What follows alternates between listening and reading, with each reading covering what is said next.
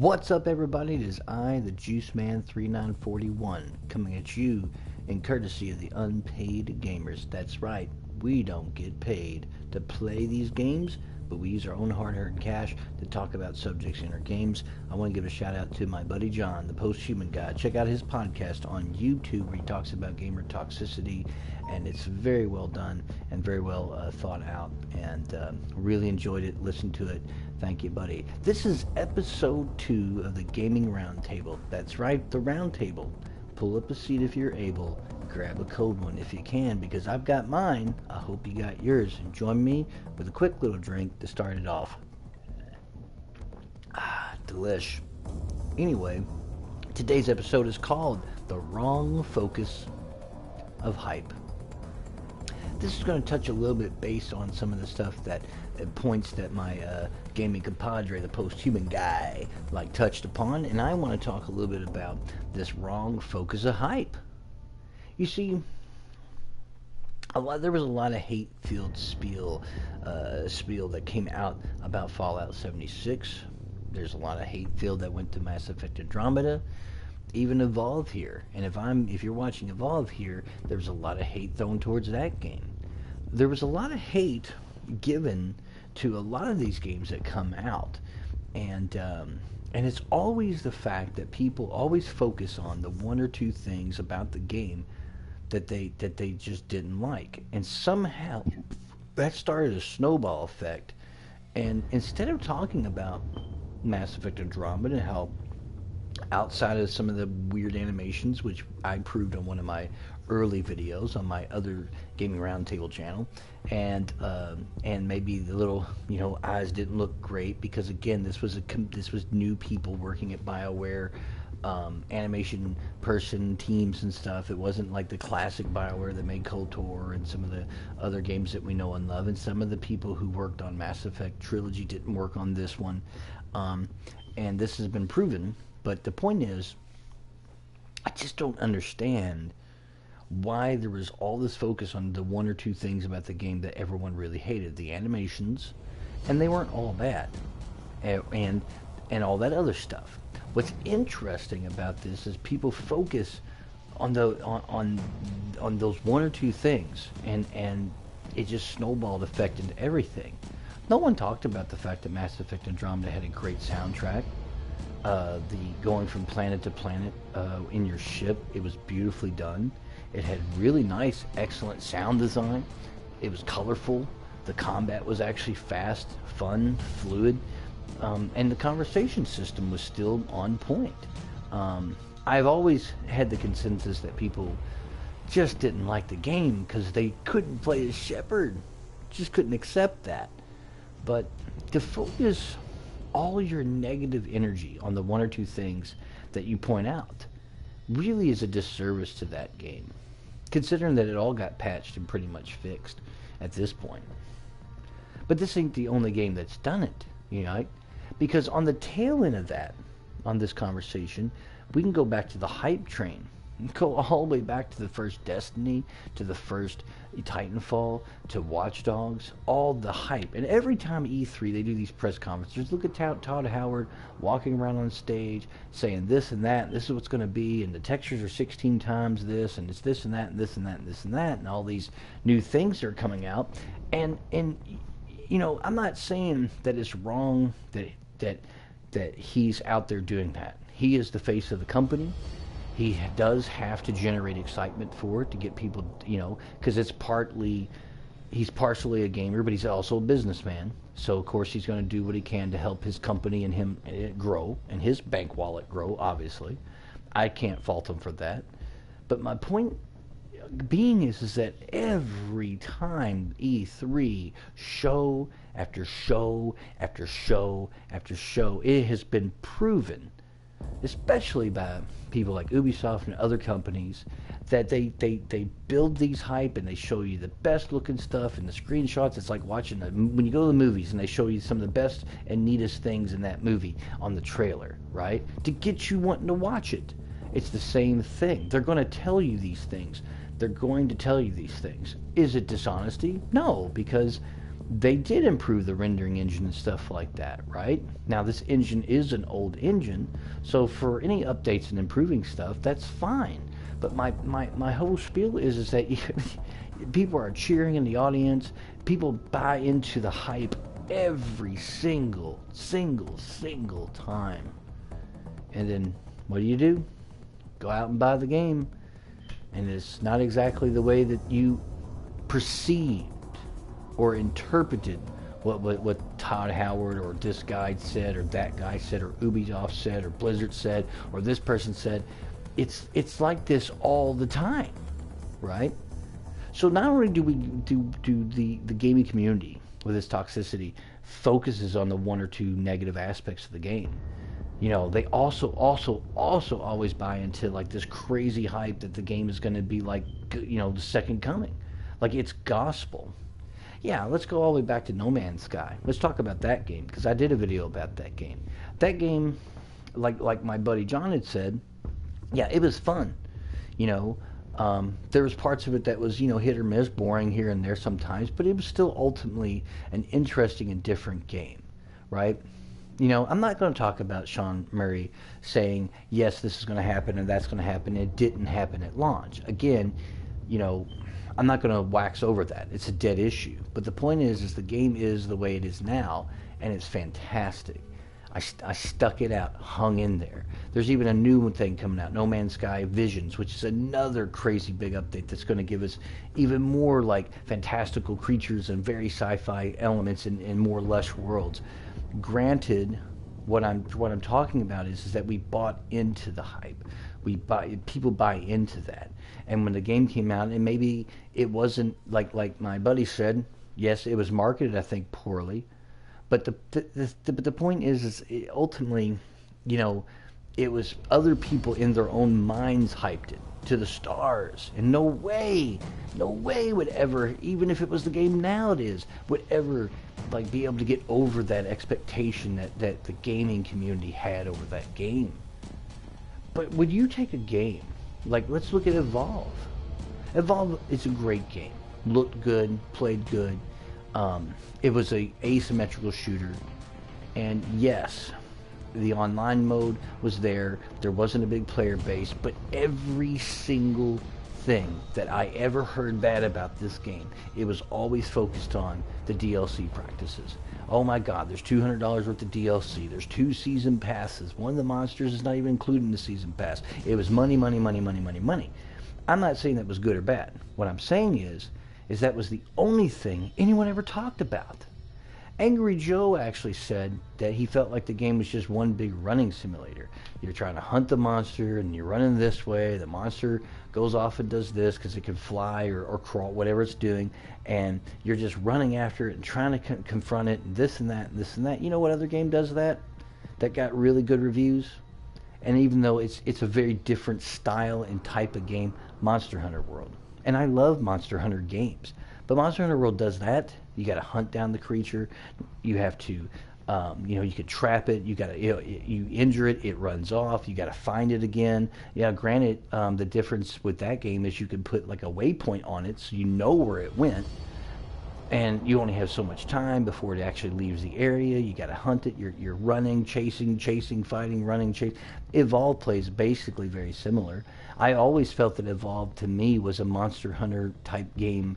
You're not getting like the parts to like make better stuff with it, but it's essentially the same thing in that regard, except in first person in a sci-fi setting. My whole thing is that no one looked at Evolve and said, wow, that is good looking and it's got this great sound design. I challenge you to play this game. Now that the servers are down, you do have to play it offline, which is fine because I've always played it offline. Because I don't really like playing with randoms, because most randoms try to Call of Duty the game and you can't do that. You must stick together and work as a team. Put your headphones on and let the sound come through your headphones. It is an amazing experience. I mean, you get into the game, you're hearing the rain, you're hearing things, birds over here, you kind of get jumpy. It's a very atmospheric game. It looks good, sounds good, plays good.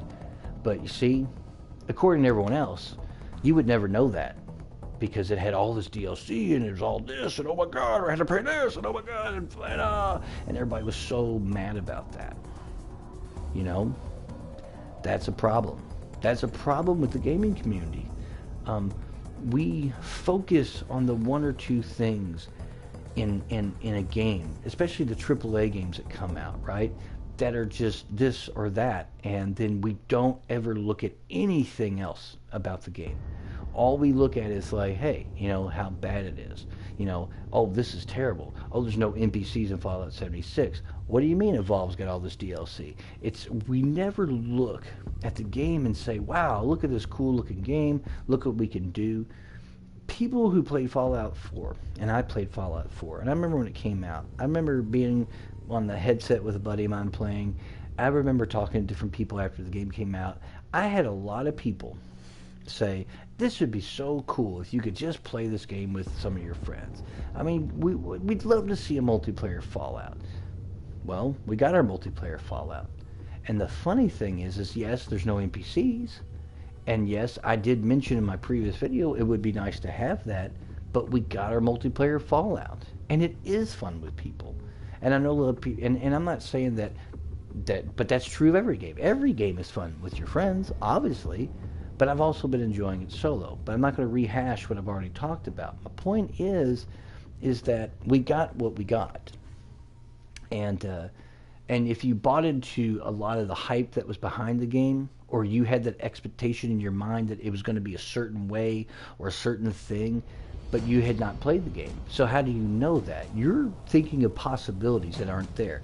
I always go back to this one particular reviewer who basically, before Destiny came out, and he saw that you had ships, and he talked about in the review and gave the game a low score because he himself said, well, I just envisioned, you know, flying around the ships and dogfighting and then landing on the planet and then jumping out and shooting the Fallen. And I was like, but Bungie never said one word ever in any of the interviews that those ships were a playable thing.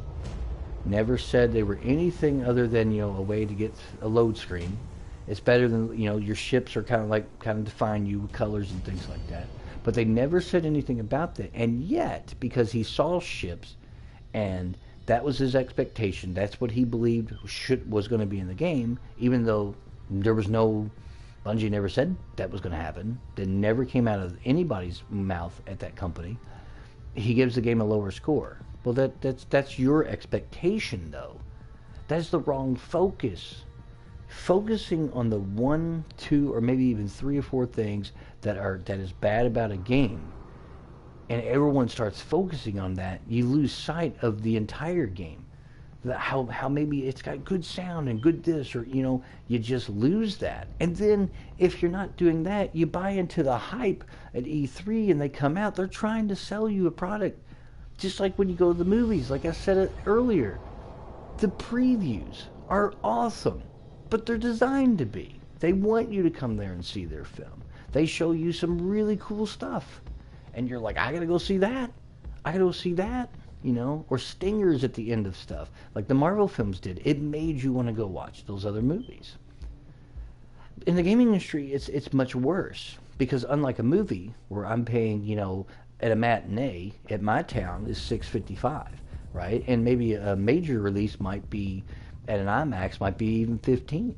And $15's a soft blow, but $60, man, you know, I make that in 5 hours of work. So the point is that, you know, if you buy into this hype, and then when it comes out, you know, you should take the stuff that is said at E3 and announcements and even outside of E3 just with a grain of salt. Remember, it's a game, and a game is made by people, and people are flawed and people are fallible. And there's a lot of hands that are involved in making said game, and a lot of people pushing different buttons. Just like at your own job, and you might complain, man, it's like management doesn't get it together. There's like 6 managers, and they all want different things. Why can't they get it together? It's the same thing. It's the same concept. And then when you focus on only the 1 or 2 things that make a game horrible, then you lose sight of the entire game of itself. And it's sad because then that snowball hits, and next thing you know, there's 1,000 YouTube videos out there, big and small, from the smallest channels like mine to the big channels like PewDiePie and Angry Joe and all the guys that some of the people I subscribe to, Jim Sterling and all that, and then no one even realized how fun Evolve is offline, even in solo mode. That you can progress offline. You can play the monster. You can play the hunters. They all played very differently. There was all these maps they added for free. It looked good. It sounded good. You lose sight of games like Technomancer because they're like, well, Technomancer, has this great world and it's all this and it's great and that, but, and then the only thing they focused on was it seems like a game that BioWare made 10 years ago. It's just not up to speed with everything that's coming out now, so screw that game, shit all over that game. Okay, the stuff that BioWare made 10 years ago was pretty spectacular, and if you give Technomancer a shot from one of my favorite companies, you all would see that. But no, they focused on the one or two things they didn't like, and that's all you heard. That's all you ever hear about. It's the same thing that we're getting now. But I think it's much worse with YouTube being more prevalent. If you're not buying it at a hype, you're focusing on the wrong thing, man. The gaming community needs to quit being so if a game, one or two things they don't like, it's not even hey, we don't like this anymore. It's like a vendetta. We've got to crush this. We got to make everyone around us hate everything. And it's just a shame because so many of you out there in the community, and I implore you and I reach out to you, don't do that, because you have missed out on dozens of games that I have been playing the last couple of years. I'm talking dozens of games that I own. You're going to miss out on a game like Strange Brigade, which is it's an amazing, it's so fun. It's Rebellion. They do great games. They do the Sniper Elite series. That game is fantastic. Campaign is great. The multiplayer is fun. It's just a really unique and fun game. I was playing it the other night, took a chance on it, and I was like, this game is a blast. It's just so much fun, right? You're going to miss out on games like Starlink, Battle for Atlas, which combines elements of the best elements of No Man's Sky with Star Fox. And for once, Ubisoft didn't it's not a game that we're I gotta wait 2 years to get good like all their other titles outside of Assassin's Creed. This game is great, and I'm gonna do a video about that too. I want people to know about this game. It is a blast. You don't even need to have a toy to life thing. You can do it digitally. And all the stuff digitally you can buy is cheap, which blows me away from that company. But I digress. There's so many good games out there that people just don't give it that chance. How many people didn't buy Mass Effect Andromeda just because they the animations, I don't want that game, instead of and the game was still really good. Its core gameplay and exploration is still really good. It's still Mass Effect, it still has that vibe. Who doesn't want to jump back into that? Regardless if we're using Shepard or not, who cares? It's Mass Effect. It's just that's what I don't understand. Why everyone always focuses on the things they just don't like about the game. And it might, and again, half the time it's only one or two things. So I implore you, don't buy into that hype, and don't just focus on those on the one or two things that that are terrible. And the funniest thing about that is you miss out. You miss out. Another game I can mention is Lynchdom Battle Mage. The game came out, and people were really wanting this game. The company one of the guys that helped design the game got death threats because the performance on the console, because someone was really anticipating the game and they showed gameplay or whatever. The game comes out and the console was running at times at 10 frames a second. I bought it because it just looked like, oh cool, a first person kind of linear magic. You can craft magic. It's got this great magic, and it does. And they came out and said, hey, we know the performance wasn't up to speed, but we will be updating this game shortly. And a couple weeks later, we got that update, and then another one a couple weeks later. The game runs butterly smooth. They fixed all the issues and only had 2 updates to fix it. But no one focused on that. All they talked about in reviews was like, oh, it runs poorly, it runs poorly, it runs poorly. Never touched base on how cool it is to combine all these different types of magic. It's got this random generated magic, but it's loot. It's almost like Borderlands, but it's magic. And you could do all this crazy stuff. And the game's really, even though linear, it's really fun. I just can't believe that so many videos never pointed this out. And that game tanked, and it's probably like $10 at GameStop now. It's just unbelievable that happened, you know. Or like Agents of Mayhem. Agents of Mayhem was a blast of a game. That game went down to $15 in 2 months after it came out. No one bought it. Everyone thought it was going to be Saints Row. Well, it's not Saints Row, but it's in the universe. If you played through Get Out of Hell, you would know that was when Gat got his wish and reset and brought the Earth back.